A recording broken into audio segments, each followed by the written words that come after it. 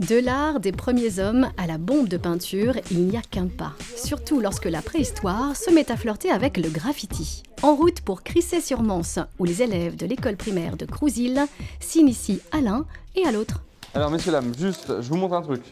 Ça c'est un bouchon, jusque là tout va bien, ça c'est une bombe, vous êtes d'accord avec moi?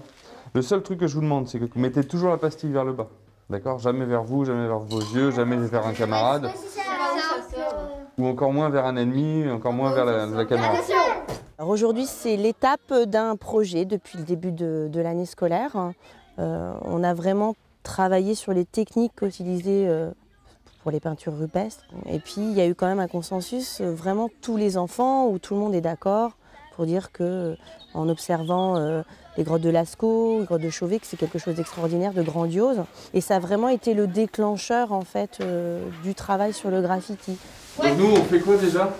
Un cerf ovale. Et c'est quoi un cerf ovale? Un serpent, un loup et un cheval. Tout le monde est toujours d'accord avec cette idée.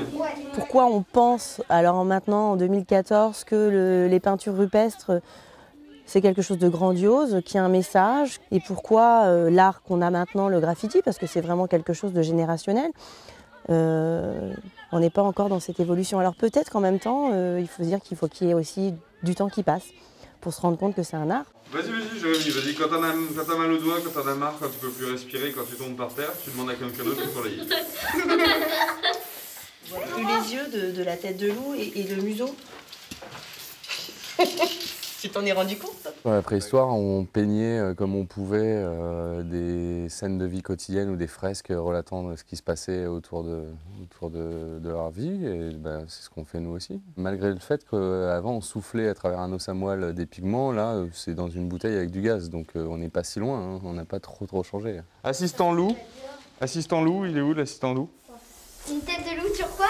Bah ouais, en même temps on s'en fout. En même temps, il est imaginaire, notre animal. Nous, comme on sait toujours pas écrire, les graffeurs, eh ben, on continue à faire les dessins. J'ai quoi? Alors attends, j'ai Pauline, Alexandre, Thomas, Astrid, Jérémy. Flavie. Et Jérémy. Passage. Ça prend une empreinte. Une petite trace de passage. Quand on voit des peintures rupestres, on trouve logique que ce soit de l'art, hein, mais quand on voit un graffiti, c'est pas forcément, on n'est pas inscrit dans la même logique. Donc je me dis qu'on a un rôle d'éducation. Et puis, par l'intermédiaire des enfants, on fait rentrer ça dans les familles aussi. Donc c'est super important, je trouve.